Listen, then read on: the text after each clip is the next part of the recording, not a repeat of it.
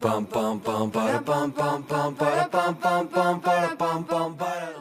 fait maintenant quand même depuis de nombreuses années, qui est justement un pass qui est à la frontière entre le monde des mobiles et des applications mobiles embarquées sur les différents OS du marché que vous connaissez, et puis le SI d'Orange, et puis un troisième tiers qui est tous nos grands partenaires, et donc principalement les fournisseurs de terminaux, donc les Apple, Android, et donc c'est vraiment cette plateforme-là qui est au cœur de ce dispositif, pour lequel on a, nous, beaucoup appris au cours des années à travailler différemment, justement, à aller vers ce monde qui est un monde du web, comme vous connaissez bien, un monde open source, et puis un monde qui nous demande quand même, alors ça, on a toujours suggéré d'énormes trafic dans le domaine des réseaux, mais là on est sur des gros trafics applicatifs qui sont, et c'est l'objet des quelques présentations qu'il y aura aujourd'hui sur notamment le stockage des logs, l'exploitation des logs, puis voir comment on arrive à travailler avec ces plateformes. Alors Érable c'est quoi? C'est une plateforme qui en gros permet de gérer toutes les applications embarquées Orange sur le mobile de nos clients. Donc je ne sais pas si vous les connaissez, donc il y a la TV d'Orange, il y a une application qui s'appelle My Livebox que je vous conseille, qui permet de voir un peu l'état de votre Livebox, de piloter à distance les différents objets ou terminaux qui se connectent sur votre réseau à domicile. Il y a aussi une autre application qui est Mon Réseau, qui permet d'une cartographie du réseau et puis de faire des tests, que ce soit en Wi-Fi ou que ce soit sur le réseau mobile public. Voilà, donc c'est ces applications-là.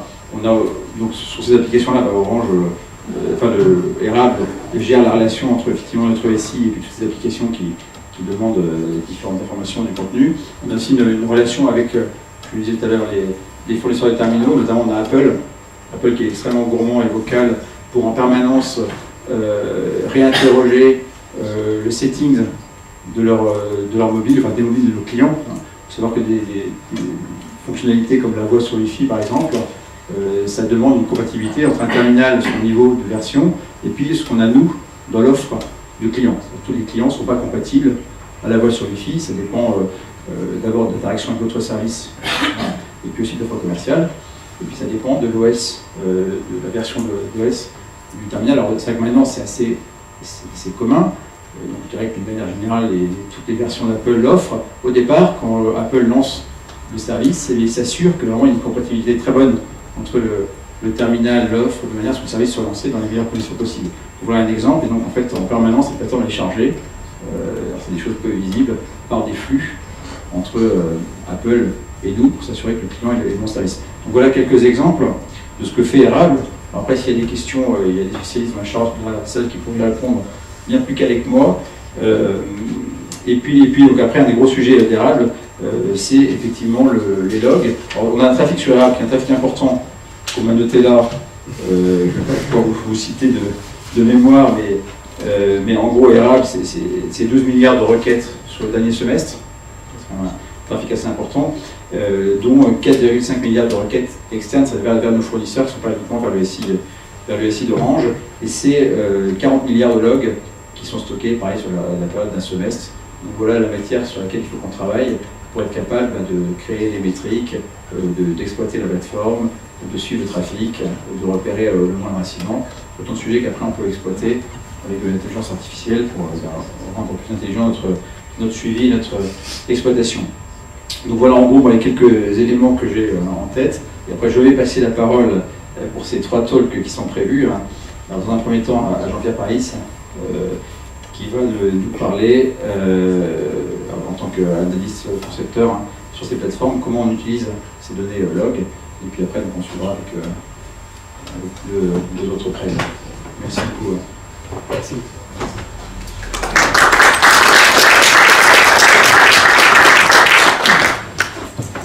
Bonsoir.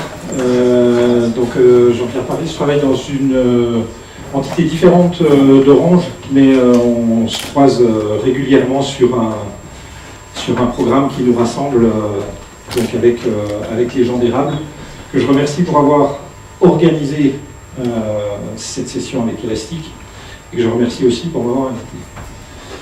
Ok, vers une utilisation raisonnée des logs.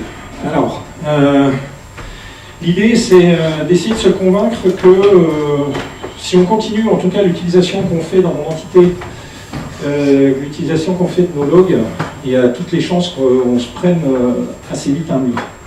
Alors pour comprendre ça, on va essayer de se retourner un peu, ou au moins de regarder dans un rétroviseur pour voir comment on en est arrivé là. Et puis repartir sur vraiment les fondamentaux, les besoins, et comment on peut satisfaire ces besoins éventuellement différemment. Alors au tout début de l'histoire, on débuguait nos applications, on était posé tranquillement sur une machine, on posait nos logs sur cette machine, on était content. Au bout d'un moment, il y a des applications qui étaient sur plusieurs machines, donc on s'est dit, tiens, si on les centralisait, on serait peut-être mieux. Du coup, on a centralisé, puis là, il y a un certain nombre de technos, je ne vais pas en citer, mais on a commencé à exploiter des technos qui rendaient vraiment la vie autour des logs extrêmement facile. C'était tellement facile qu'on a commencé à construire des dashboards temps réel. C'est cool. Dashboard temps réel, finalement, on ne voyait plus trop les logs. On voyait principalement des KPI, des métriques. Une fois qu'on a ces KPI, ces métriques en temps réel, on fait des démos, c'est super sexy et tout, et les gens de la SUP, quand ils voient ça, ils disent « Waouh, mais c'est ça qu'il me faut !» Du coup, paf, on met la supervision là-dessus. Ok, cool. On en est là. On a des plateformes de log qui finalement font le café, elles font de l'archivage. Ok, construction des listes, c'est cool. Elles permettent de faire de l'exploration. Ça, c'est le côté, je dirais, facile d'usage des technos qu'on croise sur les logs. Et puis, elles savent compter les logs de façon assez riche, donc générer des métriques. Vu du développeur, c'est simplement super facile. À partir du moment où on a centralisé et on a déployé la plateforme de log qui va bien, on envoie les logs quelque part, puis le taf il est fini pour le développeur. Comme cette plateforme elle est super souple, on se dit qu'on peut envoyer tout et n'importe quoi dedans, et puis qu'à la fin, si on a besoin de faire le tri, on le fera. Ou pas.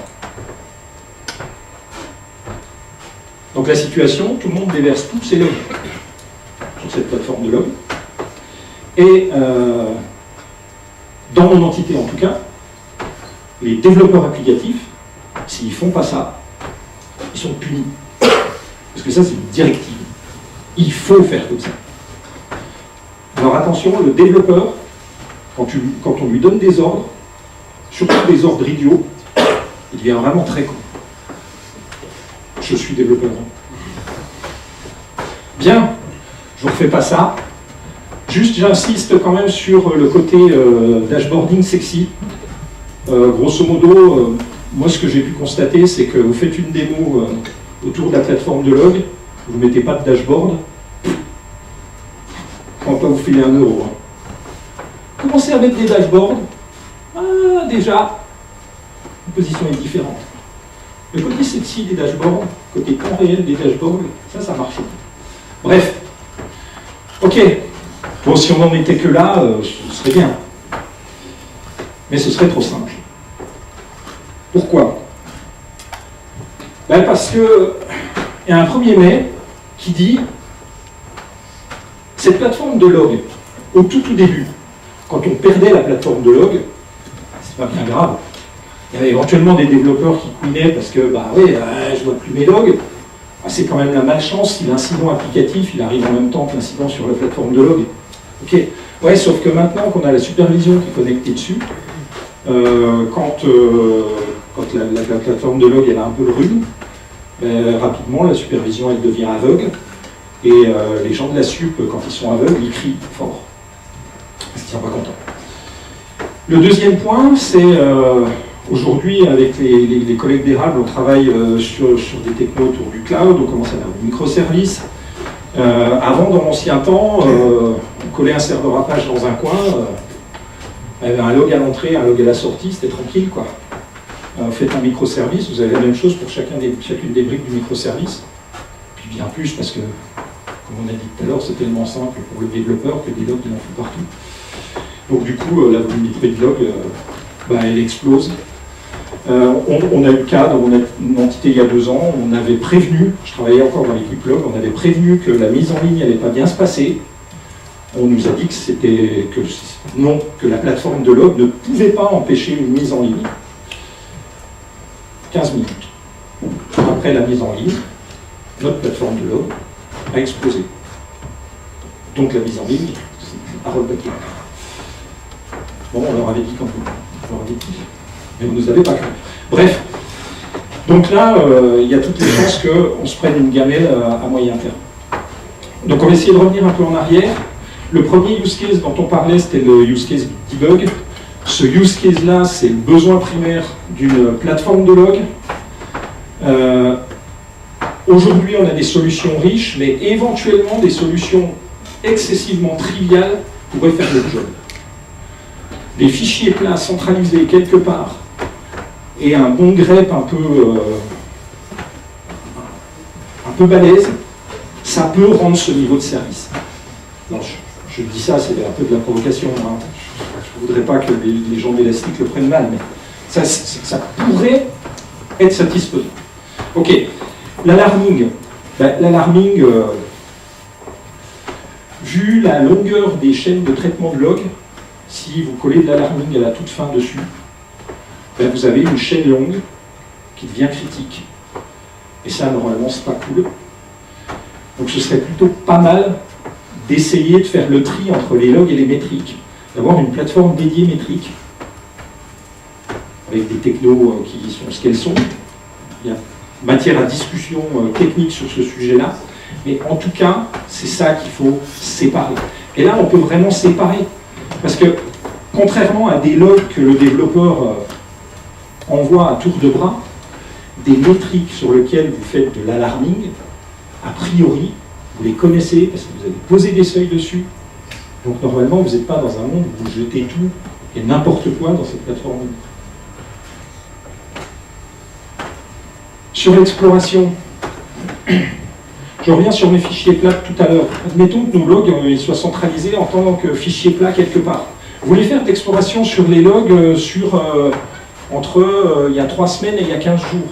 Si vous avez quelque part une petite interface qui vous dit « remets-moi les logs dans une techno adaptée à faire de l'exploration », et on en connaît, que ça c'est vraiment as a service, que ça ne prend pas trop de temps pour remonter ces informations dans une plateforme d'exploration, vous êtes bien.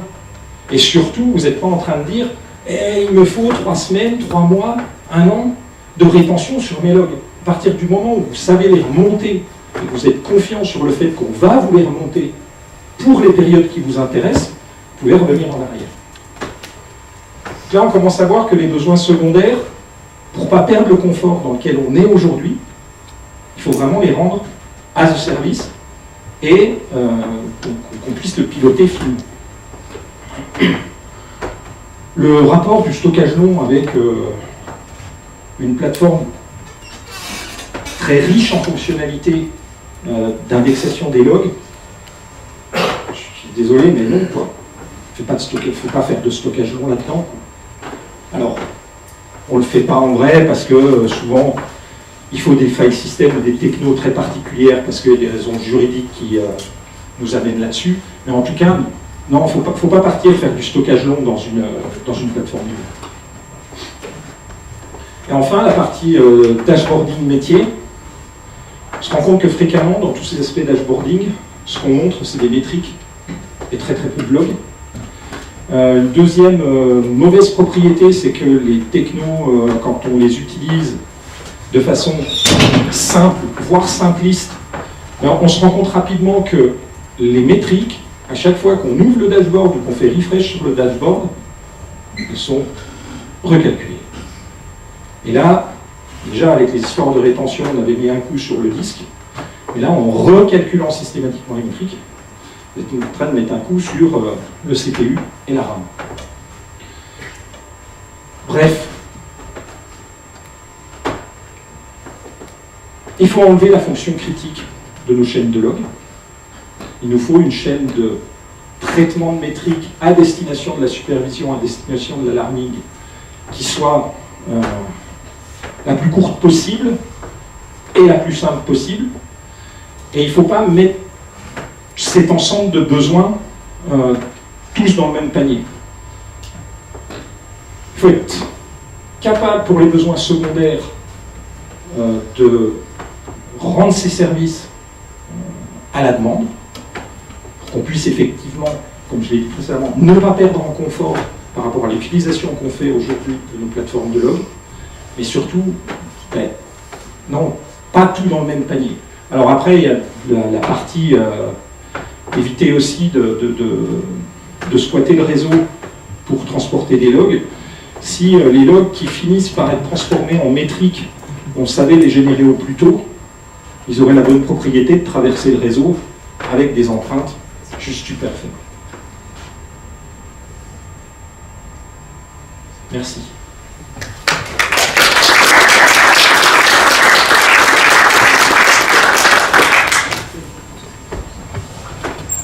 Les questions maintenant, je ne sais pas où on en est du timing d'en prendre. Ce qui est certain, c'est que si ça vous fait marrer la façon dont on utilise les logs et qu'on mélange avec les métriques, je suis preneur de pourquoi ça vous fait marrer. J'ai fait l'exercice avec mon fils, il s'est moqué de moi, pas très grave.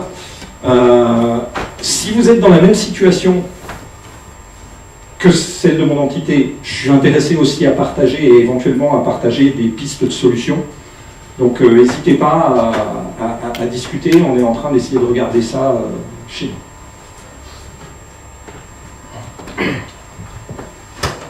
Bonjour, merci. Non, ça ne me fait pas marrer, moi perso, je comprends, il n'y a pas de souci, c'est légitime, je pense. Je me demandais en fait, c'est quoi l'ordre de grandeur de taille de cluster de log qui vous a posé problème en pratique? La question derrière, c'est de savoir si vous avez vraiment atteint des limites de techno, ou si, je ne vais pas sembler méprisant, mais est-ce qu'il a manqué de maîtrise ou de consulting, ou je ne sais pas. Okay. Alors, je ne vais pas faire une réponse prétentieuse non plus en disant qu'il nous a absolument rien manqué en compétences techniques. C'est possible qu'il y ait des bouts de trucs qu'on n'ait pas vus. Alors, avant de faire du log, on a tenté de faire du search avec Elasticsearch, donc on avait acquis un certain nombre de compétences quand même sur ce terrain-là qu'on a essayé de remettre en ligne avec les logs.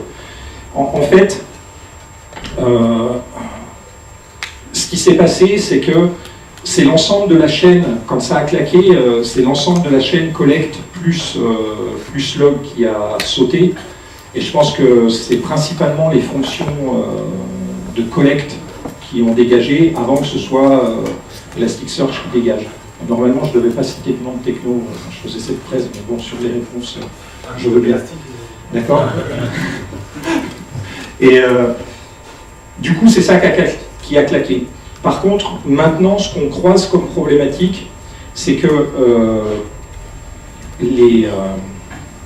le volume de requêtes qui est fait sur la plateforme de log et la volumétrie associée, on doit avoir 80 Tera, je pense, de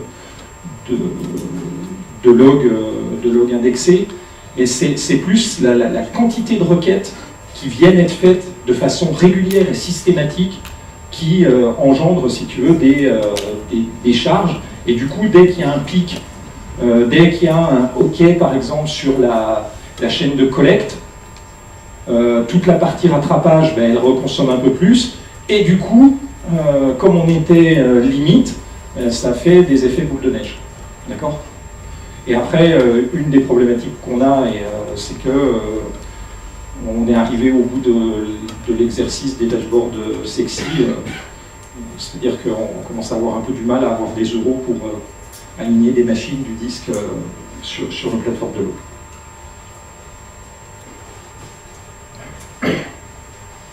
Merci.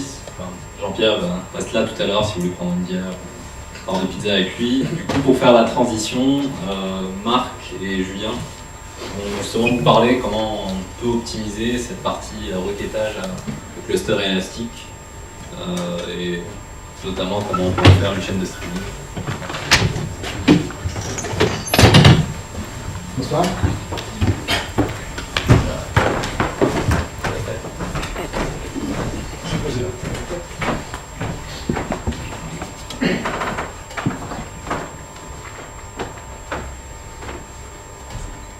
bonsoir, on va vous parler d'une chaîne de traitement des logs sur la plateforme Érable, avec Julien donc, qui est exploitant sur Érable et en charge entre autres de cette chaîne de logs. Et puis donc moi-même je suis PO de l'équipe en charge de cette chaîne de logs. Donc un peu de contextualisation d'abord pour savoir bien de quoi on parle. Érable, donc plateforme d'hébergement. Le but pour nous c'est de permettre à nos clients qu'ils se concentrent sur leur application et sur rien d'autre.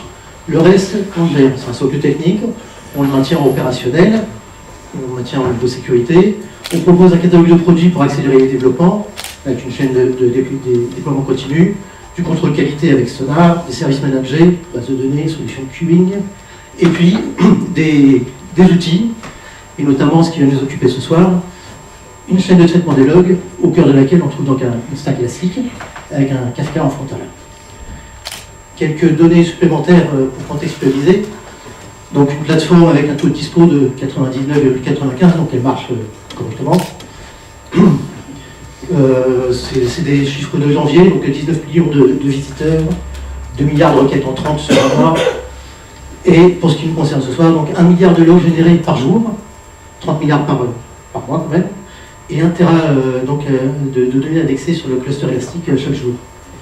Donc on n'est pas champion du monde évidemment avec ça, malgré tout ça reste assez conséquent pour qu'on se pose des questions sur comment on architecture un système de gestion des logs. Alors, avant de parler d'architecture et de savoir comment faire fonctionner un tel système, il faut savoir ce qu'on va mettre dessus. Donc qu'est-ce que c'est qu'un log? C'est une première question qu'il faut quand même qu'on se pose. Un log à la base c'est juste une trace d'un logiciel qui témoigne de son fonctionnement, qu'il soit bon ou mauvais. Le logiciel, ça peut être un OS, un service, une base de données. Tout ce qu'il y a sur une machine va tracer des logs.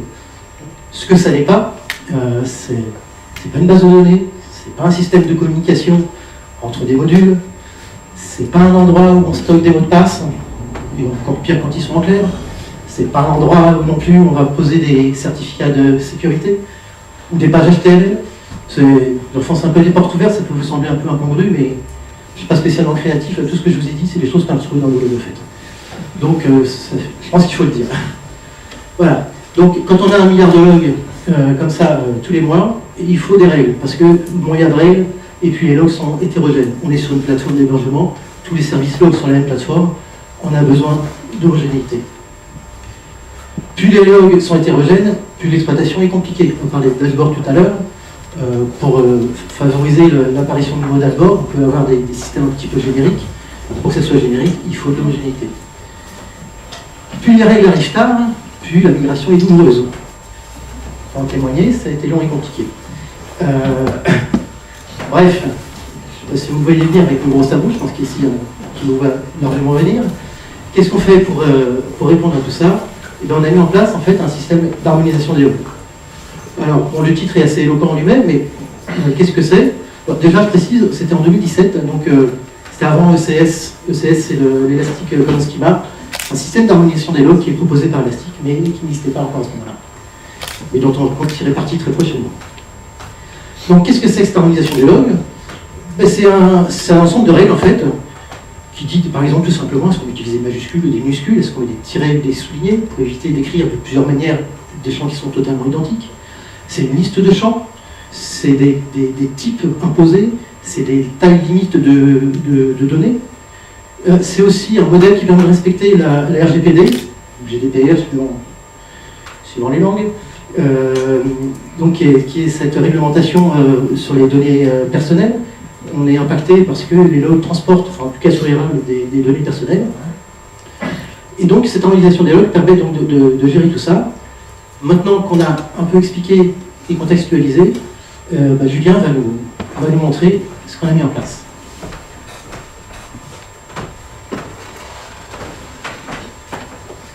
Donc bonsoir. Je vais vous parler un petit peu de l'architecture de notre chaîne de log sur Érable et de comment elle a évolué au cours de ces 3 dernières années. Alors, donc au départ, elle est un peu plus âgée que ça, mais quand on a commencé à faire des gros chantiers dessus, on était en 2017. Et on était sur, je pense, un schéma un peu plus classique. On a des machines qui vont envoyer des logs dans un Logstash, qui va pousser ça dans un Elasticsearch, et on consulte nos dashboards et nos logs depuis un Kibana. Vous avez peut-être remarqué Elastic 1.7 en 2017. L'idée c'était de migrer pour aller faire quelque chose de plus récent. Le problème c'est que tous les dashboards sont bloqués sur Kibana 5 et qu'ils servent à l'exploitation, on en parlait tout à l'heure. Les équipes de temps réel les regardent, donc c'est pas simple de juste leur dire bon, bah, vous migrez tout, vous avez une semaine, on débranche. Donc pour ça on a monté une deuxième chaîne. Ah oui, c'est vrai. On va simplifier le logstash, je vais mettre un bloc parce que plus tard il va y avoir plus de logstash. Donc considérez quand vous voyez ça qu'il y a plusieurs machines. Donc on a monté une deuxième chaîne avec donc un élastique 5 et un Kibana 5 derrière. Ici, là, on a un espèce de Y qu'on a dessiné. Il n'a pas été simple à mettre en place. Le logstash, on n'avait pas deux outputs dessus. Tout ça pour une bonne raison, c'est qu'on ne veut surtout pas avoir de dégradation de performance sur cette chaîne qui sert à la production. Donc, encore une fois, on revient sur les problématiques évoquées plus tôt.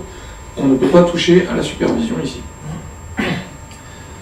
Donc ça a été un système à base de R6 log en local sur la machine qui pousse dans un deuxième logstash qu'on appelle DataES. On a eu ensuite une requête en dehors de la plateforme qui nous demandait on voudrait bien voir vos logs s'il vous plaît. On voudrait pouvoir faire des statistiques dessus, je ne rentrerai pas dans les détails. Donc il fallait qu'on puisse le renvoyer. Pour le renvoyer, donc, on a mis en place encore un groupe de logstash qui pousse pas vers un élastique cette fois, mais vers un partenaire externe à la plateforme. Donc maintenant on a un trident ici, et il a été beaucoup plus compliqué que le Y à mettre en place. Je ne vais pas non plus rentrer dans les détails, mais ça a été de l'ordre de 4 fois plus long à mettre en place que le Y.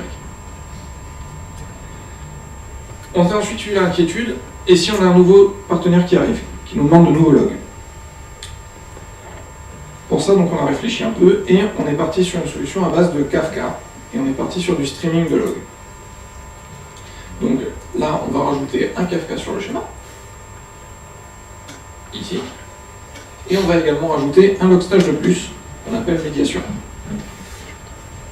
Le Kafka il a été mis en place principalement parce qu'on a des machines qui ont pu commencer à monter un peu, on avait quelque chose de plus récent avec R6 Log 8, qui pouvait pousser dans du Kafka, on avait quelques problèmes de compatibilité avec le 7. On a, je simplifie, mais on a deux chaînes dans notre Kafka, où là les logs arrivent en brut. Ce logstash s'occupe uniquement de filtrer ce qui ne nous intéresse pas du tout et de formater les logs. Il les pousse ensuite dans un deuxième fil d'attente. Et ensuite, nous avons ici ces logstash qui vont récupérer ce qui est dans Kafka, on est en pool, et pousser soit dans Elastic, soit chez le partenaire. Voilà tout. Une fois que toutes les machines ont été migrées, on a pu faire disparaître cette partie, mais pour continuer d'alimenter cette chaîne où on avait encore des dashboards, on s'est simplement branché à Kafka, l'intérêt du streaming de log, et une fois qu'on avait fini de migrer tous les dashboards, on a fait disparaître l'ancienne chaîne. Et d'ailleurs on est passé en Elastic6. Suite à ça, nous avons eu, comme on le craignait, et donc on a bien fait d'anticiper avec notre Kafka, la demande d'un nouveau partenaire qui veut des logs. Et donc il a simplement fallu rajouter un groupe de Kafka, de logstash, pardon, pour pousser ça vers ce nouveau partenaire. Les mêmes logs sont disponibles ici, on a juste un partenaire de plus qui lit, et ça part ensuite vers le SIEM, en l'occurrence. La façon dont on gère tout ça, au niveau des configurations, on utilise principalement, enfin notre chaîne de déploiement ressemble à ça. On va avoir donc le code et les configurations qui sont stockées dans du Git.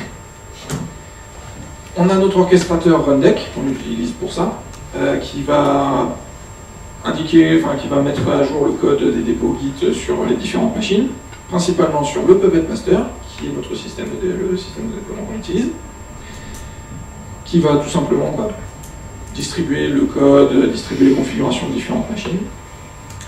Et puis donc on arrive sur nos VM et nos machines physiques.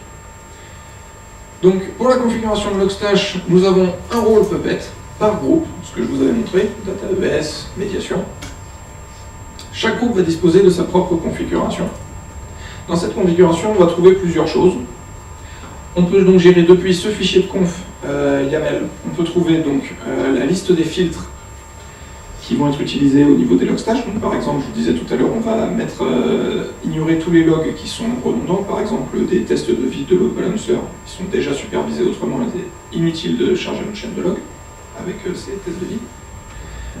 Et on peut aussi s'en servir pour filtrer. Nos partenaires vont nous dire j'ai besoin des logs de tel service. Et bien notre logstash, on va lui dire tu n'envoies au partenaire que les logs de ce service, c'est une fonction incluse dans le logstash, c'est parfait. On peut aussi faire de la transformation des logs, c'est exactement le rôle de celui de médiation dont je vous parlais tout à l'heure. On peut effacer les champs avec des données personnelles, donc là c'est très simple pour le GDPR.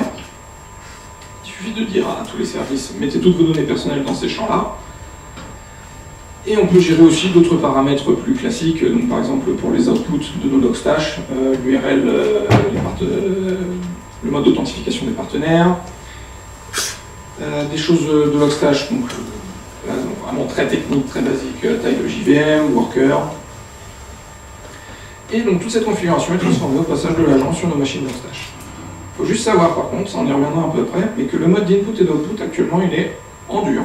Ça dépend du nom du logstash. Si le logstash c'est médiation, c'est ça ses inputs, c'est ça ses outputs.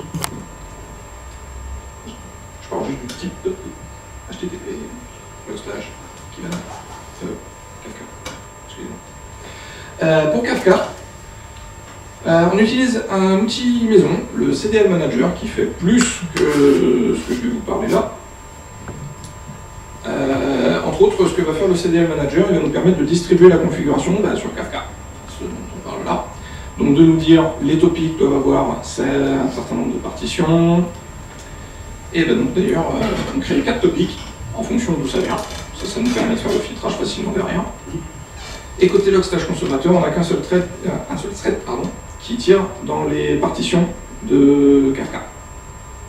Et on a autant de partitions que de consommateurs pour notre Elasticsearch, parce qu'il s'est avéré que le groupe Elasticsearch, c'est celui qui consomme le plus, donc il nous faut beaucoup de logstash.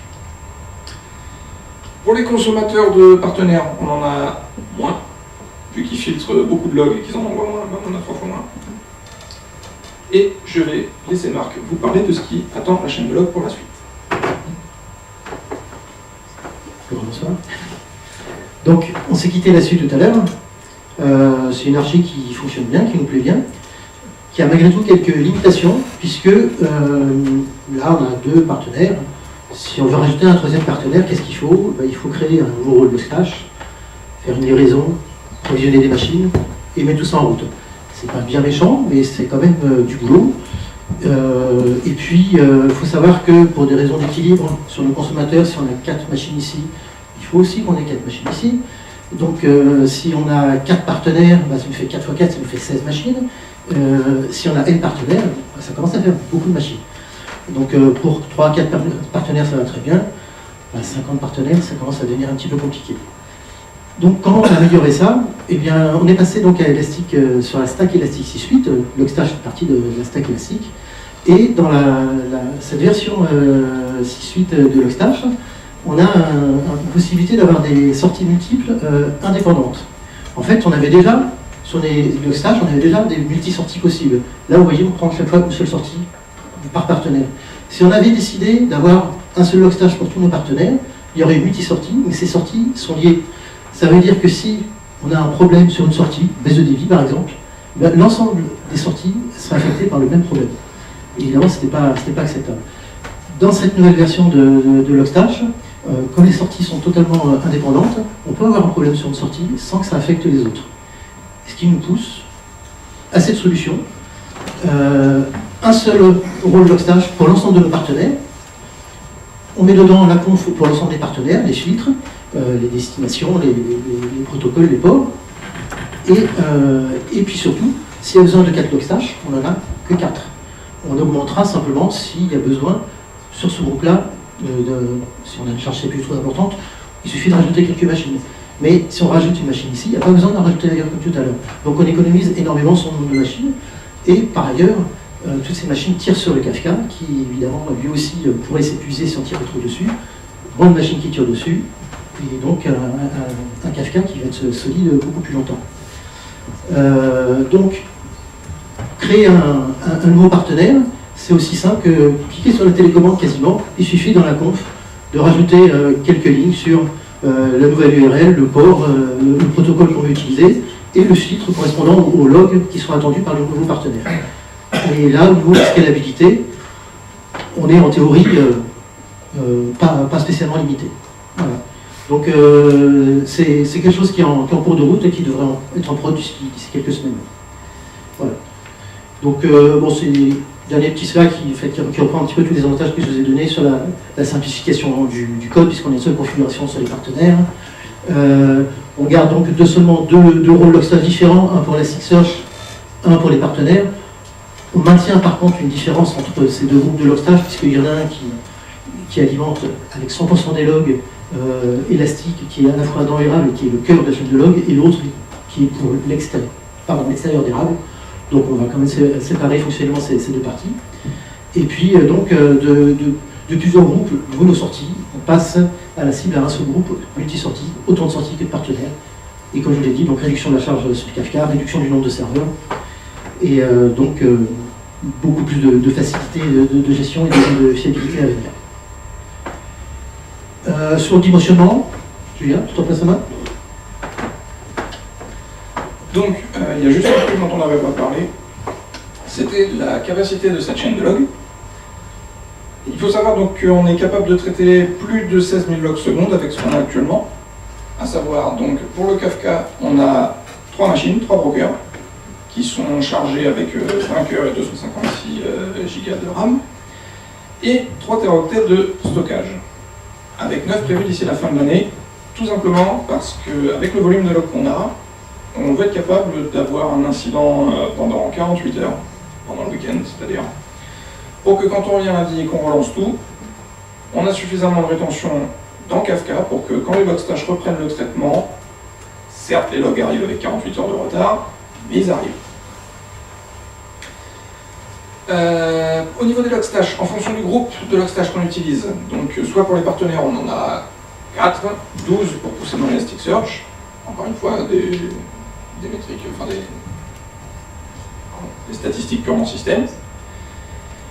Pour notre Elasticsearch derrière on a 26 nœuds data qui ont chacun 5 Tera de stockage, donc on arrive à 130 Tera de stockage, ce qui nous permet d'avoir seulement 35 jours de rétention. Nous avons 2 prochains nœuds qui vont arriver, donc d'ici 2 semaines on devrait passer à 50 jours de rétention. Et le but c'est d'arriver à 90 d'ici la fin de l'année. Pour les raisons légales qu'on évoquait tout à l'heure, il faut 3 mois de rétention, pouvoir répondre à ce genre de requêtes, faire des statistiques. Voilà pourquoi ça va augmenter comme ça.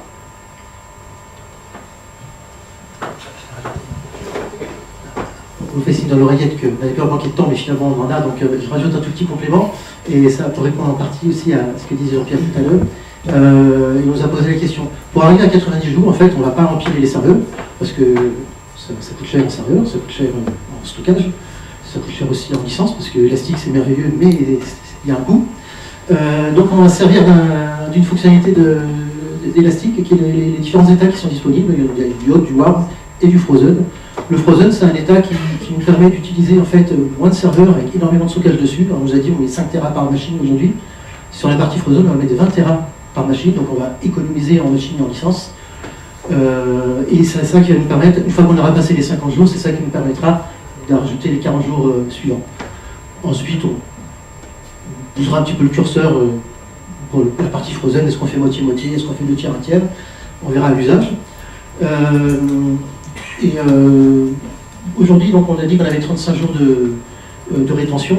C'est la théorie, en fait, on utilise l'ILM pour la gestion des cycles de nos index. C'est 35 jours minimum. En moyenne, aujourd'hui, on est à 40, 45, quelque chose comme ça, suivant les index de rétention déjà. Donc les 50 jours, c'est pour les serveurs sont arrivés, les 50 jours c'est le temps de les mettre en place, ça va être d'ici 2 semaines. Et à partir de là, on va mettre l'état frozen en place. Et on va arriver donc à 3 mois de rétention avec beaucoup moins cher que si on devait mathématiquement scaler en augmentant le nombre de serveurs avec 5 Tera par machine. Voilà. S'il y a des questions.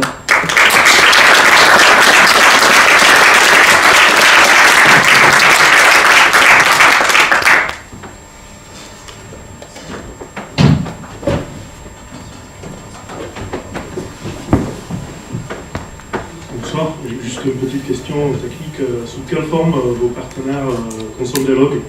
Bon, j'ai vu sur le schéma, il y a une flèche juste depuis Logstash. Mais en fait, sous quelle forme ils souscrivent en fait les logs?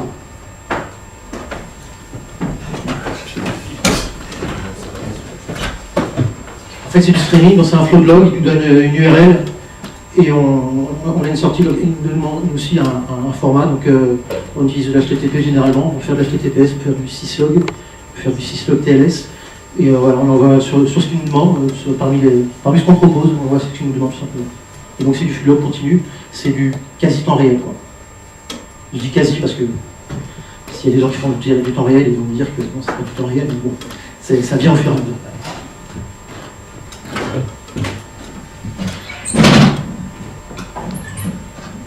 Merci. Moi j'avais une question par rapport au stockage que vous avez sur vos machines élastiques et Kafka d'ailleurs. Quand vous mettez N Tera de SAN, est-ce que c'est un SAN en gros équipé de HDD ou de SSD?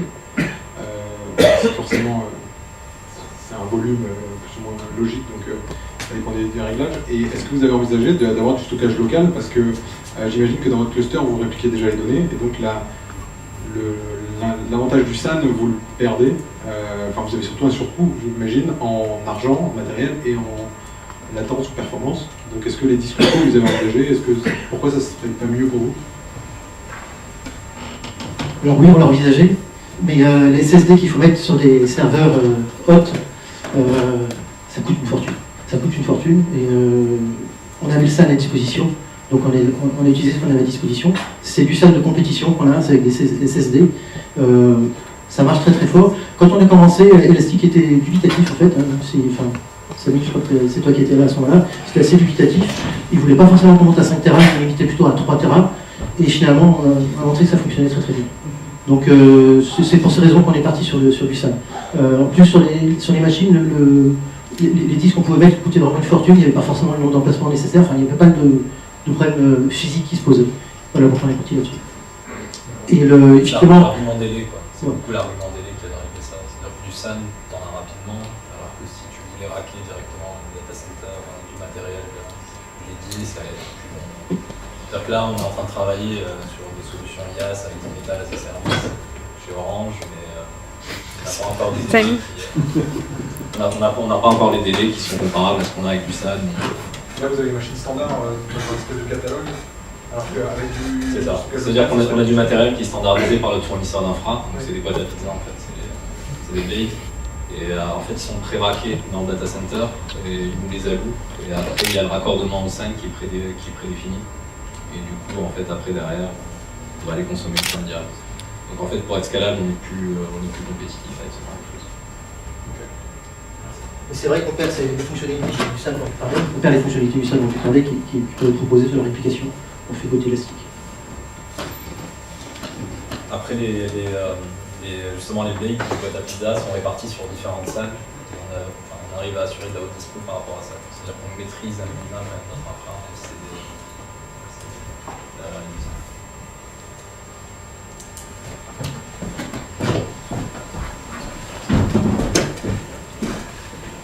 Merci. Moi j'ai plus une question fonctionnelle par rapport à vos partenaires qui viennent se brancher pour observer les logs. Là ils ont tous le même point d'entrée. Est-ce que c'est une nécessité? Justement, est-ce qu'ils ont tous besoin de collecter les logs au moment où ils sont produits? Est-ce qu'il n'y a pas des solutions alternatives pour les délocaliser ailleurs et épargner la chaîne de production?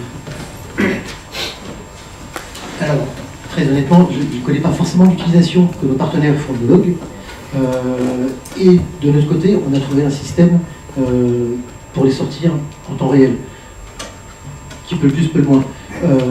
Si on se mettait à faire un système différent pour des gens qui consommeraient les logs plus tard, ça le ferait complexifier notre architecture. Et cette architecture, elle est à la fois simple et elle coûte pas cher. Donc, on ne s'est pas posé la question de créer un système pour des gens qui n'auraient pas besoin de log en temps réel. On les fournit, nous, sans coût particulier.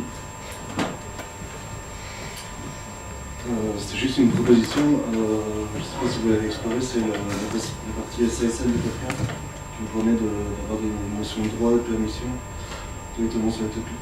un peu consumer, ce qui vous permettrait de donner au partenaire plutôt l'accès directement au Kafka, plutôt d'avoir une chaîne en plus de messages. Ça s'est construit au fur et à mesure. Le Kafka n'était pas là à l'origine et on a vu l'authentification sur notre élastique. Donc on est resté sur cette manière de voir en fait.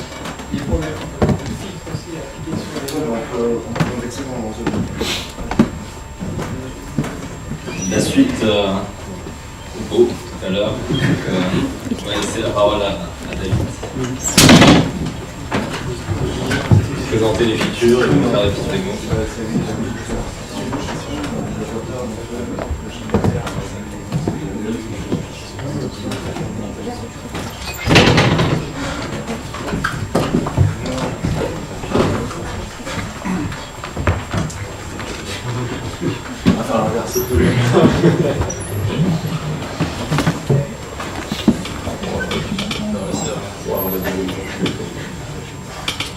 Bonsoir à tous, David Stickman, moi je suis Solution Architect chez Elastic. Je travaille avec le groupe Orange depuis maintenant à peu près 2 ans et demi sur leurs différents cas d'usage.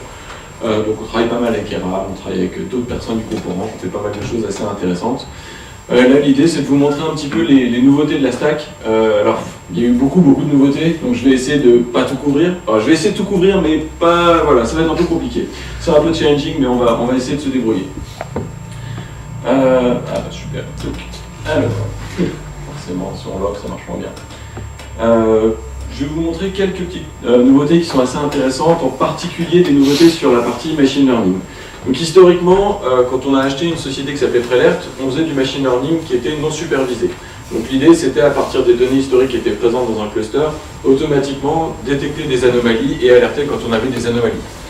Tout ça c'est très bien, mais on avait d'autres besoins qui sont arrivés, en particulier avec le SIEM en fait. On avait besoin de faire de l'analyse d'entités et d'être capable de déterminer des modèles à partir d'entités.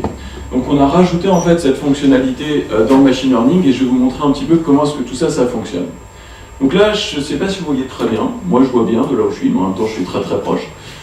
J'ai ici plein d'index différents. Donc j'ai ici un index qui s'appelle Churn Customer. Cet index Churn Customer, si je regarde un petit peu, il contient différentes informations. Donc là, j'ai un numéro de téléphone, j'ai l'état de la personne dans laquelle il vit, j'ai depuis combien de temps l'utilisateur est présent sur mon, est présent en tant que client sur mon réseau. Est-ce que la personne est partie de mon réseau? Donc est-ce que typiquement c'est un utilisateur qui a churné, qui est parti du service en question? Le nombre d'appels qu'il a fait au customer service, est-ce qu'il est sur un plan international, le nombre de messages vocaux, etc., etc. Donc là, j'ai pas mal d'informations sur un utilisateur. Après, j'ai un autre index ici qui s'appelle Churn Calls.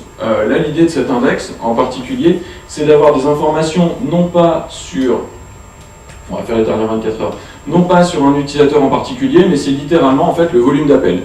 Donc là, j'ai le numéro de téléphone de la personne, le numéro de téléphone de la personne qui est appelée, combien de temps a duré le coup de fil et combien j'ai été facturé pour ce coup de fil. Donc ce que j'ai fait déjà de base, c'est que j'ai réuni ces deux index en un seul. Donc j'ai utilisé une des nouvelles fonctionnalités qui est une des fonctionnalités qu'on appelle de transformation. Donc là l'idée c'est que je peux faire des queries de recherche sur plusieurs index, grouper ces données à travers Kibana et en l'occurrence créer un nouvel index qui va être le résultat de ma transformation. Donc pour gagner un petit peu de temps, j'ai déjà fait cette transformation. Donc là, je lui ai dit, bon bah voilà, tu prends les sources de données qui sont churn étoile, tu me crées un nouvel index qui s'appelle analysis, et le job en question, je lui ai dit, bah c'est assez simple, c'est assez simple, comme ça, c'est pas très joli. Donc fais-moi un pivot, groupe-moi ça par terme qui va être mon numéro de téléphone, fais-moi une agrégation qui va être la somme de mes call charges, la somme de mes call duration, compte-moi le nombre de numéros de téléphone uniques que tu as appelés, etc. Donc là, j'ai un nouvel index qui a été généré par cette transformation. Et une des choses qui est assez sympa, c'est que cette transformation, je peux la faire de manière continue. Donc si vous avez des logs qui rentrent en permanence, vous pouvez continuer à faire cette transformation et dire, génère-moi par exemple le nombre d'appels en 200 OK sur mon serveur web par adresse IP et stocke-moi ça dans le résultat d'un index plutôt que de faire des queries de recherche pour le faire. Donc là, ici, j'ai un nouvel index qui s'appelle Analysis. Cet index Analysis, il prend littéralement toutes les informations que j'avais. Est-ce que mon client il a churné, le nombre d'appels qu'il a fait, donc on a le call count, la durée des appels en l'occurrence pour cet utilisateur, et ainsi de suite. Donc là, j'ai vraiment, entre guillemets, à réagréger toutes ces informations dans un index. Donc une des choses que je veux faire maintenant, c'est déterminer, à partir de machine learning, si mon utilisateur va churner ou pas automatiquement. Donc là, j'ai créé un job de classification, en fait, dans machine learning, à partir des données qui sont présentes dans mon index. Donc c'est ici, le churn analysis, c'est un job de type classification, et je peux aller voir ici mon job en particulier. Donc là, j'ai déjà lancé le job, j'ai déjà tout fait, parce que je suis un peu prévoyant, quand je fais des démos live, en général, il y a toujours un truc qui va mal se passer, donc je préfère un petit peu avancer le truc. Donc là, ici, j'ai fait mon job, et globalement, j'ai ici ma prédiction pour le machine learning. Donc on a une nouvelle entrée qui est ML is training IS, donc on va pouvoir entraîner le modèle, et ensuite on va avoir le churn prédiction. Donc là, si j'ai un churn prédiction à 1 et un churn à 1, c'est que logiquement, mon compte a churné et mon algo, mon modèle a déterminé que cet utilisateur allait churner également. Très bien. Donc j'ai un nouvel index ici qui est généré, qui va être mon churn analysis, et je vais pouvoir aller le visualiser tout à l'heure, je vous montrerai un petit peu plus en détail. Si on veut voir les détails de mon job, donc je vais retourner ici, churn analysis, hop. Je peux aller regarder les différents champs qui sont présents dans vos documents, et je peux comme ça après aller visualiser un petit peu plus en détail. Donc une des grosses nouveautés qui est arrivée, c'est que maintenant on a un ingest processor dans Elastic qui est capable d'envoyer les données dans machine learning avant d'indexer les données. Là je pense que j'ai tué à peu près tout le monde, c'est clair ou pas cette partie-là? Ouais. Ok, l'ingest processor, le principe c'est mes documents ils rentrent dans Elastic. Avec l'ingest processor, je pouvais par exemple les disséquer, je pouvais faire un petit peu comme avec Logstash techniquement. Là, ce que je fais, c'est les données qui rentrent dans Elastic, je les envoie dans mon modèle de machine learning, et là, je vais déterminer la probabilité que mon client il churn ou pas. Donc, je vais vous faire une démo de tout ça, parce que c'est assez rigolo. Donc là, pareil, j'ai... Oh, bien, magnifique. C'est pareil, c'est pour ça que je fais des trucs avant en général. Donc là, ici, je peux faire ici une requête pour faire un get ML inférence, et là je vais avoir automatiquement toutes les données inférées, tous les modèles qui sont stockés dans Elastic. Donc là j'ai plusieurs modèles qui sont stockés, dont celui que je viens de créer pour vérifier le churn pour mes clients. Donc là après ce que je fais, c'est que je vais simuler une requête sur mon ingest pipeline. Donc là j'ai créé un ingest pipeline avec un processeur qui est le nouveau processeur d'inférence, avec le modèle ID churn analysis. Et là, je vais lui demander de me faire la classification de mon résultat de mon champ résultat qui s'appelle churn. Donc là, je vais lui poster un document qui ressemble un petit peu au document que vous aviez vu tout à l'heure. C'est voicemail plan, oui, le nombre d'appels, etc. Depuis combien de temps le client est sur mon réseau téléphonique, etc. Donc là, je vais poster ici ce document. Et automatiquement, je vais avoir ici des nouvelles informations qui vont être ajoutées, qui vont être l'inférence en fait de machine learning et la probabilité que mon client churn ou pas. Donc là, on a un churn à 1 avec une probabilité que mon utilisateur churn, ici, elle est de 97%. Donc l'idée, c'est, en l'occurrence, on peut l'utiliser pour vérifier des churns, ce genre de choses, mais à terme, on va utiliser exactement ce même type de comportement dans notre application SIEM. Parce que quand on a des attaques qui arrivent sur notre réseau, par exemple, on va pouvoir modéliser ces attaques, on va pouvoir taguer ces attaques en précisant le type d'attaque et le vecteur d'attaque. Et derrière, quand on va avoir des logs qui vont être sensiblement les mêmes, automatiquement, on va pouvoir taguer ces logs avec la probabilité que ce soit tel type d'attaque qui rentre sur le réseau. Est-ce que c'est clair ou pas? Oui. J'ai tendance à parler vite, il ne faut vraiment pas hésiter à me dire. Ok, donc ça c'était une des nouveautés qui est assez rigolote. Un autre truc qu'on a fait qui est assez intéressant, c'est on a créé un modèle, on a créé notre propre modèle d'identification de langue directement qui est disponible dans Elastic. Donc là, au lieu de faire de la prédiction sur est-ce que mon compte va churner ou pas, ici je vais faire de l'inférence sur la langue du commentaire. Donc là, j'ai créé un nouveau pipeline ici d'ingestion. Je lui dis, regarde le modèle ID qui s'appelle Lang Identification Model _ 1 et fais-moi la classification du texte. Donc là, j'ai un document avec un commentaire qui est très bon accueil, emplacement et conforme à la description. Je vais poster ce document dans mon ingest pipeline ici, et automatiquement, il va me dire que ici l'inférence et la top class c'est du français, et que la probabilité que ce texte soit en français, elle est de 99%. Là, en l'occurrence, forcément, très bon accueil avec des accents, etc. C'est assez simple, mais j'ai pas mal joué avec et c'est assez impressionnant la détection automatique des langues. Après, ce qui est intéressant, c'est une fois que j'ai détecté automatiquement la langue, je vais pouvoir lancer un analyzer pour analyser le texte en français. Parce que maintenant que je sais que c'est un commentaire qui est en français, je vais pouvoir indexer mon commentaire dans un champ qui va être comment.lalangue. Donc là, c'est ce que j'ai fait ici, avec ici un set comment.source _ml inférence predicted value. Donc là, c'est un peu barbare, mais grosso modo, ça va me mettre automatiquement un comment.lalangue qui est détecté automatiquement par machine learning. Et derrière, je vais pouvoir avoir un template qui va dire analyse-moi quand c'est du français tout ce qui est en comment.fr, analyse-moi en anglais tout ce qui est comment.en et ainsi de suite. Donc ça, c'est assez pratique parce que ça va nous permettre de faire de l'analyse de texte assez facilement. Donc un des cas d'usage sur lesquels on va travailler sur le futur, c'est typiquement j'ai des tickets qui sont ouverts j'ai des tickets d'incidents qui sont ouverts sur mon infrastructure, automatiquement catégoriser les tickets d'incidents. À partir de mes données historiques, j'ai 2 ans d'incidentologie sur mon cluster élastique. Je sais que quand j'ai tel mot-clé qui remonte, c'était un ticket qui était pour Oracle. Automatiquement, grâce à mon modèle, je vais pouvoir lui dire ça c'est un ticket pour la team Oracle et c'est en sévérité 1 automatiquement. Donc ça fait partie des cas d'usage assez rigolos. Donc voilà un petit peu ce qui est arrivé dans les grosses nouveautés au niveau du machine learning. Maintenant, alors, comme on a plein de choses à montrer, ça va être très rapide. Maintenant, je vais vous montrer d'autres nouveautés. Une des choses qui est assez intéressante, c'est la politique d'enrichissement à la volée des données, d'enrichissement à la volée automatique, toujours pareil par l'ingest processor. Donc là, est-ce que le JA3, ça parle à tout le monde ou pas du tout? Ça parle à personne, j'imagine, le JA3. Ok, ouais, c'est bien ce que je pensais. Alors, on va faire un petit cours de JA3. Ah, forcément, JA3H. Donc le principe du JA3, c'est Salesforce qui a inventé ce principe-là, c'est de faire du fingerprinting de TLS handshake. Mais c'est hyper puissant, c'est hyper intéressant. Typiquement, j'ai mon navigateur, mon Chrome sur Android, etc.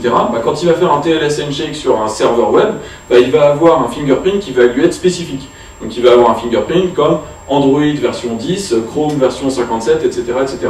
Donc le JA3, en fait, c'est le fait de générer ce fingerprint pour identifier des devices par rapport au TLS handshake qui est généré. Donc il y a une petite base de données ici qui est JA3R, qui est très très pratique et qui va vous permettre déjà de chercher des JA3. Je ne sais pas si c'est basé sur Elastic ou pas, mais ils sont assez sympas les mecs. Donc ça va vous permettre de regarder les JA3 qui sont disponibles.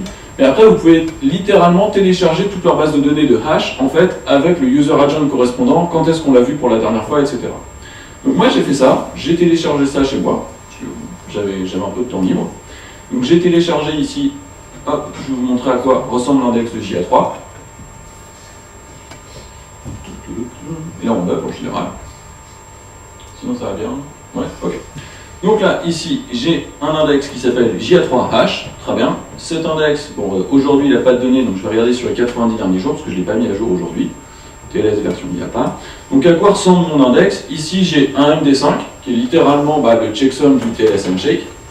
Et j'ai ici le user agent correspondant pour ce TLS handshake, quand est-ce que je l'ai vu pour la dernière fois, et le nombre de fois où j'ai vu ce TLS handshake. Donc la base de données, elle est assez simple. Est-ce que tout le monde connaît Packetbit ou pas? Packetbit, ça parle à tout le monde? Non? Ok. Packetbit, c'est un bit qui a été développé par Elastic et qui permet de monitorer tout ce qui se passe au niveau network sur une machine ou sur à peu près tout ce que vous voulez techniquement, parce que vous pouvez déployer Packetbit n'importe où. Donc moi, j'ai déployé Packetbit à la maison. Et une des choses qui est intéressante avec Packetbit, c'est comme j'ai un NAS à la maison, j'ai automatiquement tout le TLS handshake de tous les devices qui remontent sur Packetbit. Sauf que Packetbit, par défaut, il n'a pas cet enrichissement de JA3. Et donc moi, j'ai créé une politique d'enrichissement. Donc je vais vous montrer ça tout de suite. Donc là, j'ai créé une politique d'enrichissement que j'appelle Policy JA3. Je prends le nom de l'index pour mes données initiales, donc c'est le JA3H. Donc je lui dis de matcher sur le champ MD5 et je lui dis de m'enrichir les informations dans mes futurs documents avec le user agent, le lacin et le count qui étaient présents dans mon index initialement. Donc là, je vais exécuter ma politique d'enrichissement et ensuite je vais créer mon ingest pipeline processor où je vais lui dire, fais-moi la politique d'enrichissement, regarde dans les documents le champ TLS client JA3. Si le champ TLS client JA3 c'est le même que celui de MD5, alors automatiquement, fais-moi l'enrichissement des données avec le TLS client JA3 extension. Donc, si je fais une simulation de à quoi ça ressemble tout ça, ça c'est typiquement les données de Packetbit. Donc j'ai ici par exemple l'adresse IP, le TLS handshake qui doit être quelque part par... Ouais, le TLS handshake il est quelque part par là. Voilà, donc j'ai mon TLS handshake ici avec mon JA3. Donc ça, c'est celui qui est généré automatiquement par paquet de bits. Et maintenant, je vais faire la simulation du pipeline ici. Et ce qu'on va voir derrière, c'est que je vais avoir automatiquement, donc le champ client JA3 extension qui a été rajouté, et le fait que il a été vu 180 fois, la dernière fois il a été vu c'était à telle date, et le user agent c'est go HTTP client. Donc ça va me permettre d'authentifier en fait quels sont les user agents qui ont généré un TLS handshake sur mon NAS. Ça va? Ouais, c'est un peu violent. Hein.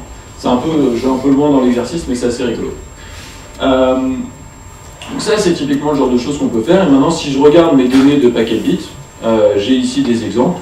Donc là, j'ai littéralement le même exemple que ce que je vous ai montré. J'ai mon TLS handshake. J'ai ici TLS JA3 qui était mon champ initial. Et là, j'ai le TLS JA3 count, extension, lacine, etc. qui ont été rajoutés par mon enrichissement processeur à la volée. Donc ça, c'est si vous avez par exemple une CMDB. Une CMDB, vous avez ce laptop, il appartient à tel employé, etc., etc. Vous pouvez mettre votre CMDB sur Elastic et automatiquement, quand vous avez les logs qui vont rentrer sur votre plateforme, enrichir les logs avec les informations de la CMDB. Genre cette adresse IP, elle appartient à tel utilisateur, et tel utilisateur, il appartient à tel groupe dans l'annuaire, etc. On va pouvoir enrichir à la volée en fait tous les documents comme ça dans Elastic. Donc ça, c'est partie des choses qui sont assez rigolotes, assez nouvelles. Après, dans les applications globales qui sont arrivées chez Elastic, on a lancé notre SIEM. Donc SIEM, est-ce que ça parle à tout le monde? C'est Security Event Information, c'est pour gérer les événements de sécurité. L'idée du SIEM, c'est de regarder un petit peu tout ce qui se passe au niveau d'un SI et d'être capable d'analyser ces événements de sécurité. Donc nous, par défaut, je vais vous montrer un SIEM un peu plus joli, parce que celui-là, il n'y a pas grand-chose. Voilà. Je vais vous montrer celui-là. Donc typiquement ici, on a un mécanisme qu'on appelle des signaux, et ces signaux, en fait, ce sont des alertes qui sont générées par le SIEM d'Elastic automatiquement. Donc, on a différents signaux qui sont générés dynamiquement, et ces signaux, en fait, ce sont des règles de recherche qui ont été générées par Elastic. Donc là, je peux regarder, on a différents signaux, je peux regarder le nom des signaux en question, donc là, on peut voir point-to-point tunneling sur Internet, SMTP port and port 26 TCP, Remote Desktop Protocol, etc. Là, je peux voir tous les événements qui sont générés. Et ici, dans Manage Signal Detection, on va pouvoir voir toutes les règles en fait, qui sont générées dynamiquement par Elastic.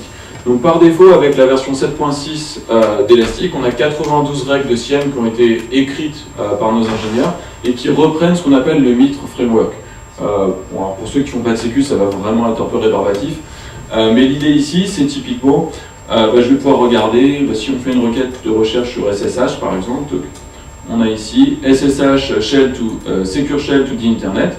Je peux cliquer ici et voir la définition de la règle et la définition de la règle avec la custom query. Donc par défaut, on va retourner cette query de recherche sur tous les index audit bit, file bit, packet bit, window bit. Vous pouvez customiser ça pour créer vos propres règles. Et la règle ici, c'est une query qui va regarder tout ce qui est port TCP à destination du port 22 sur du trafic sortant depuis un réseau local avec le subnet 10/8, 172/12 et 192/16, et tout ce qui n'est pas à destination d'un subnet local, donc tout ce qui va être à destination d'Internet. Donc ça, nous on a shippé 92 règles comme ça.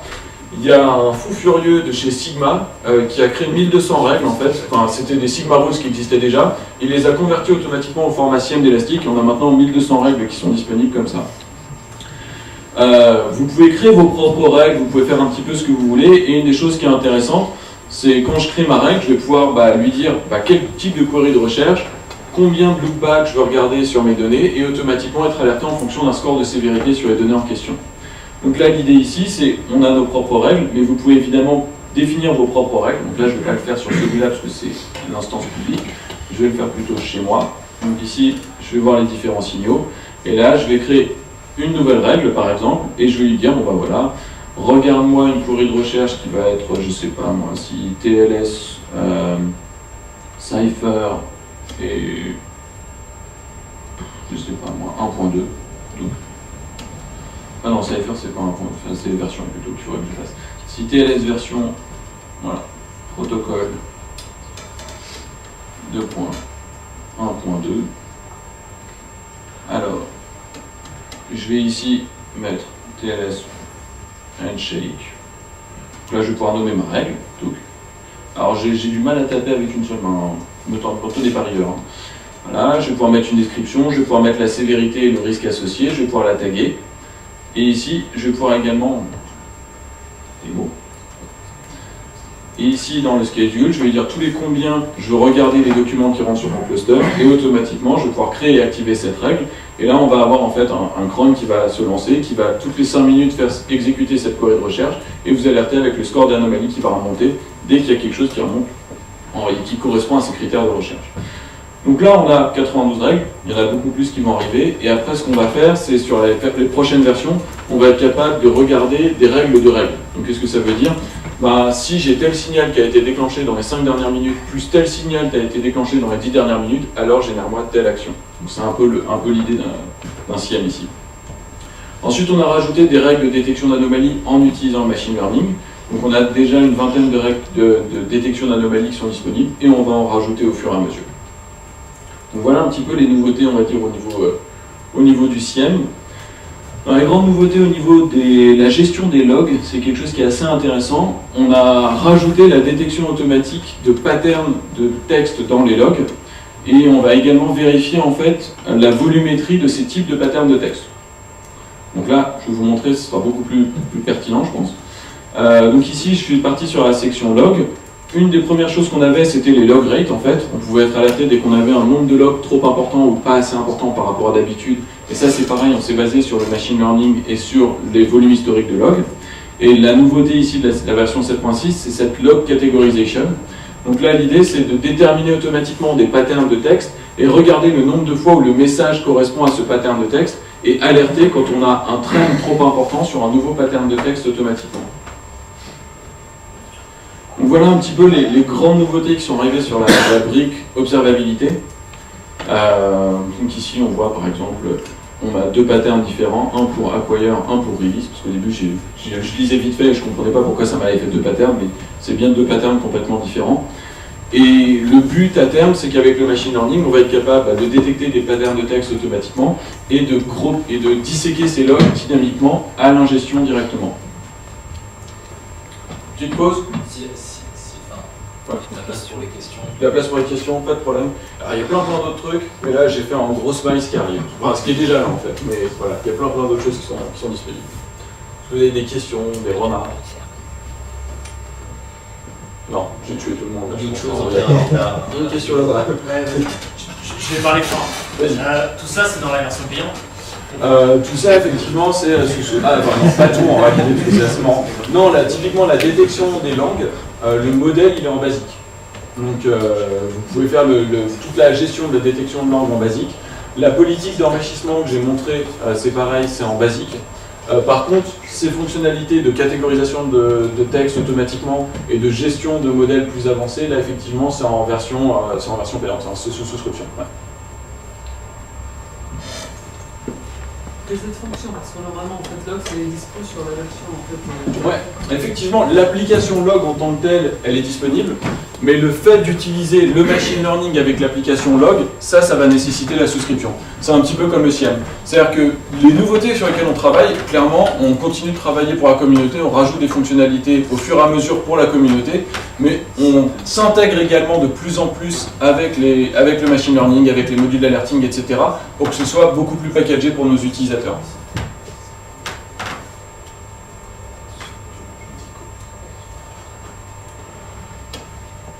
D'autres questions?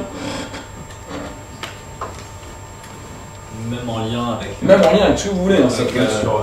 Valider toute option. On peut parler sécu, on peut parler observabilité, on peut parler search, on peut... ce que vous voulez.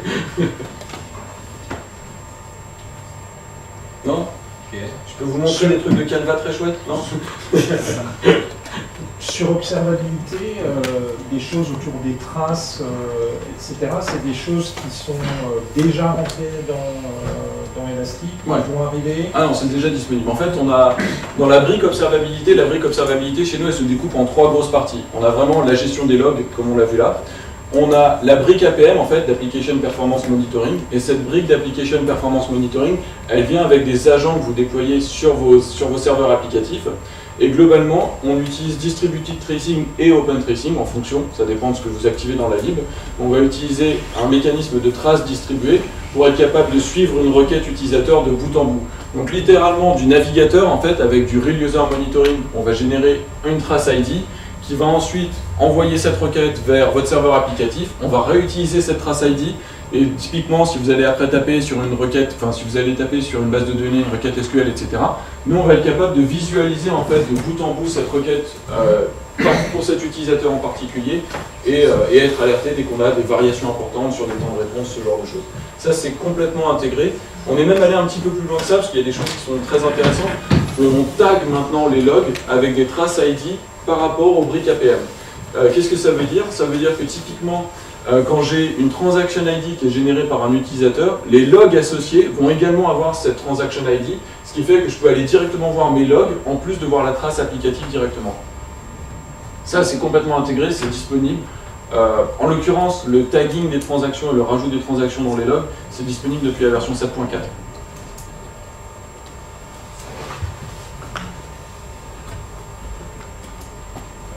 L'odeur des pizzas dans l'amphi, je pense. C'est ça, j'entends les pizzas, ça va être super fort. J'en ai encore une, moi. Du coup, je vais remonter un peu dans le passé. Ça m'évitera une recherche Google. Pourquoi, de la version 2 à la version 5, les types, non, version 6, les types ont été supprimés? Alors c'est assez simple, le support du multitype c'était un peu un hack en fait. Lucene ne supportait pas le multitype en tant que tel, et donc la façon dont on indexait ça, c'était pas très propre en fait. Enfin c'était propre, mais globalement, c'était très propre, il n'y a pas de problème. Mais globalement, comme c'était pas supporté dans Lucene, c'était pas pratique pour nous de pouvoir faire des montées de version. Et donc, plutôt que de gérer ça côté Elasticsearch, en fait, on s'est dit autant vraiment faire exactement ce que fait Lucene et pouvoir potentiellement rajouter un fil dans un document, ce genre de choses, mais arrêter le multitype parce que ça crée même des problèmes en fait. Parce que typiquement, si tu commençais à indexer avec un type en particulier et que tu précisais le type de champ dans tes templates et qu'après tu réutilisais le même type et que tu voulais changer les types de champs pour ce type-là, ça ne fonctionnait pas. Donc il y avait quelques petits trucs comme ça et c'était pas... Voilà. Alors on sait que c'est un breaking change qui a été assez pénible, hein, le document type, clairement, enfin moi je le subis aussi, hein, parce que les migrations n'ont pas été toujours évidentes, mais l'idée c'est vraiment de simplifier au fur et à mesure après pour les utilisateurs derrière l'utilisation d'Elastic.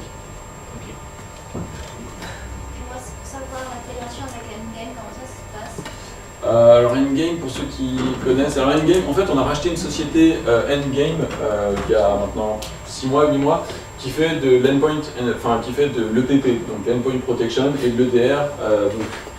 Globalement l'idée ici c'est d'avoir des agents qui sont déployés directement sur vos machines, sur vos laptops, Windows, macOS, etc. Et ces agents vont être capables de faire de la remédiation automatique sur des threads. Typiquement, vous recevez une attaque de spear phishing et ce genre de choses, automatiquement on va blacklister, on va mettre en spam l'email, on va supprimer le process qui tourne en question, etc. Donc l'idée c'est toutes ces informations de endpoint, elles sont shippées directement à l'heure actuelle sur la plateforme Endgame. Et Endgame envoie tout ça dans Elastic-SIEM. D'ailleurs on peut le voir ici, on a dans les règles de détection, on a quelques règles de détection. Et ici, sur ma partie SIEM, je peux voir Elastic Endpoint Security. Et là, je peux voir tous les événements en fait sur chacun de mes endpoints. Donc là, on voit 172 000 documents associés à des DNS queries sur les laptops des employés, ce genre de choses. Et au fur et à mesure, en fait, on va déprécier la partie Endgame pour intégrer la partie Endgame directement dans le SIEM. Donc avoir des règles directement dans le SIEM pour blacklister des adresses IP, pour tout ce genre de choses directement dans la partie Kibana directement. Allez, j'en ai une dernière. Ouais. Le remapping à chaud, c'est prévu ou on réindexe à chaque fois, pour toujours? Alors, le remapping à chaud, je crois pas que ce soit prévu à l'heure actuelle. Après, les choses sur lesquelles on a travaillé sur les alias fields, par exemple, pour pouvoir changer des clés, ce genre de choses. Maintenant, le fait d'utiliser ECS, Elastic Common Schema, ça aide énormément parce que nous, comme on va vous donner des indications sur comment devraient être indexés vos champs, ça va énormément aider pour pas avoir à réindexer derrière. C'est-à-dire qu'avec, pour ceux qui ne connaissent pas l'Elastic Common Schema, c'est notre nomenclature en fait sur la façon dont on va indexer les données. Donc typiquement, tout ce qui va être des bytes en network HTTP, ça va être http.network.byte, ce genre de choses. Et le fait de suivre cette nomenclature fait que vous n'allez pas spécialement avoir besoin de réindexer, de changer de type, parce que normalement, si vous avez fait les choses bien initialement, on va se retrouver avec un schéma qui va fonctionner pour tout le monde, quoi. Une des fonctions que tu as montré tout au début, tu sais, tu prends 2 index, tu as le pivot, etc. La transformation, ouais. Ça vient avec Basic ou il faut... Le transform vient avec Basic, ouais. Ok. Le transform vers Basic, ouais. Je confie. Ok, je pense qu'on peut... Après, on peut discuter avec des bières et des pizzas aussi, hein, n'hésitez pas.